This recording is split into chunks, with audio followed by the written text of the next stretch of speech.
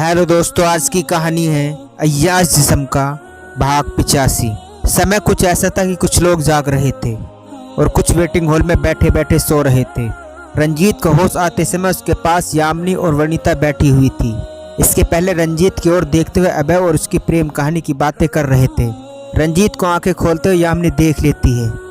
रंजीत दोनों को देखकर उसके आंखों से आंसू बहने लगते हैं।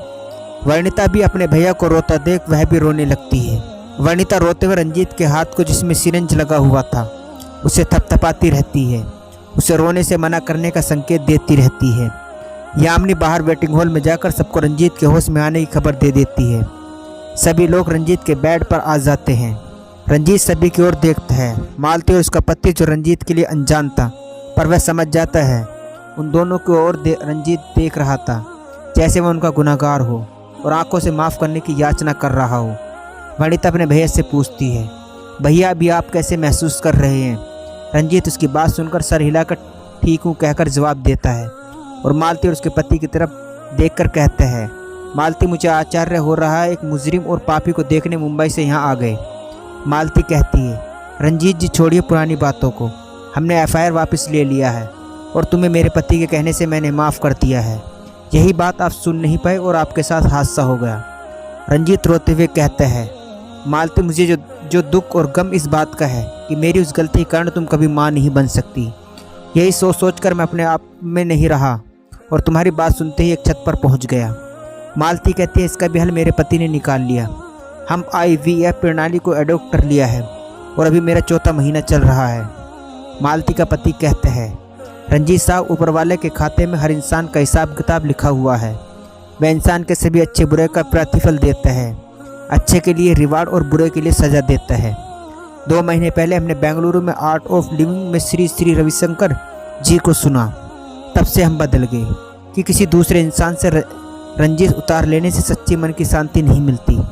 माफ़ करने से आत्मा शुद्ध, स्तर और शांत हो जाता है।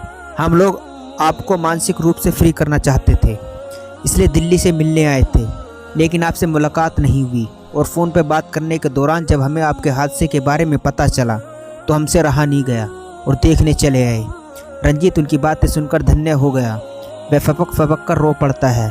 थोड़ी देर बाद कहता है, जायसवाल सर, आप दोनों इंसान से ऊपर हो चुके हो। मैं अपनी ज़िंदगी में 2 लोगों को कभी नहीं भूल सकता, एक माइकल अंकल और रोजी को और दूसरे आप दोनों को।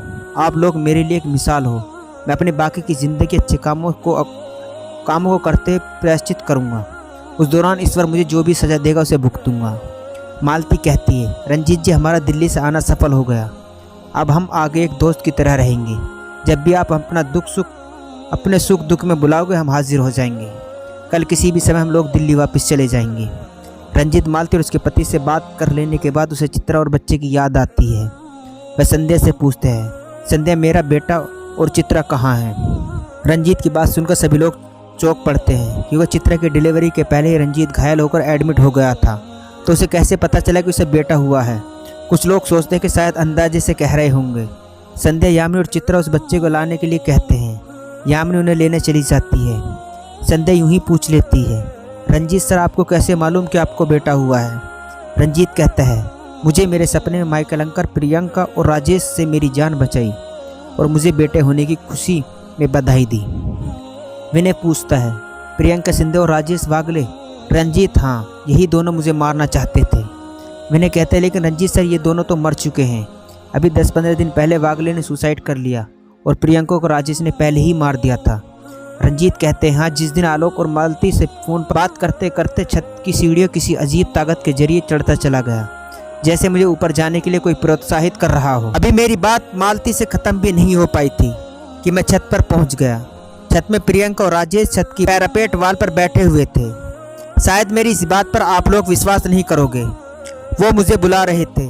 मैं उनके नज़दीक गया तो वो दोनों मेरे हाथ खींचकर नीचे धकेल दिया। जब मैं अपने जीवन से संघर्ष कर रहा था, वो दोनों इमरजेंसी वार्ड में पहुंच गए। एक तरफ डॉक्टर्स मेरा इलाज कर रहे थे तो दूसरी तरफ वो लोग मुझे मरता हुआ देखना चाहते थे।